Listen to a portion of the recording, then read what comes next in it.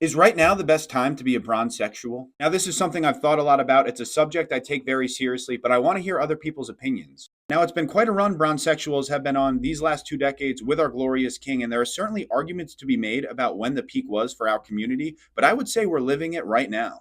Now, I know what you're going to say. How could it not be 2016? How could it not be 3-1 this moment here? And I agree with you. I mean, this is still the best moment of my life. It made the birth of my first child feel like a regular Tuesday. Now, if you know me, I often argue that this era was one of the most fun times for our people. The '08, '09 kind of last couple years on the Cavs, when he solidified himself as the face of the league, the look how good I am stage, winning multiple MVPs, dragging teams to finals. I mean, the aura was just on another level during these days.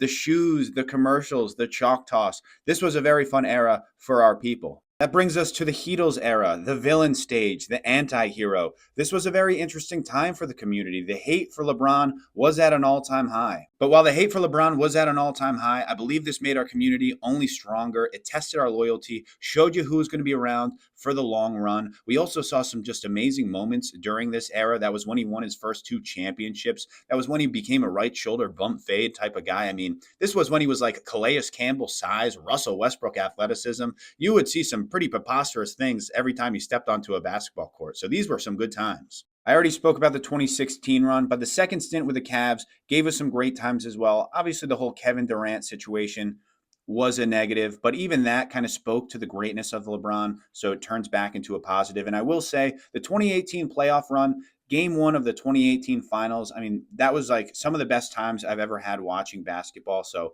this gave us some great times as well. The Lakers era, the mogul stage, obviously some very high highs here as well. 2020 winning the championship, the most challenging title run in the history of organized sport. In the middle of a global pandemic, fighting through adversity, they had to give up home court advantage. They played in like a hotel lobby sort of situation, still won the title. I've said this forever. I think it should count for 2 rings, but I digress. This was obviously peak as well, breaking the scoring record, something that nobody ever thought would be done, especially for a pass first, unselfish guy like LeBron James. But all of this leads us to right now, which I believe is the best time to be a LeBron fan. There's just been something special in the air this year. The fact that this picture exists is actually insane. We've been calling him 40 for like at least the last 5 years. Now he actually is and is still playing this way. I feel like it's shut a lot of people up. There's been this new Bronify trend, the LeBron song remixes, which, first of all, are fantastic. We have a lot of very talented people in our community. But it did get me thinking. I feel like I've seen a lot more LeBron appreciation this year than in years past. I mean, I think people are kind of realizing once he turned 40, like,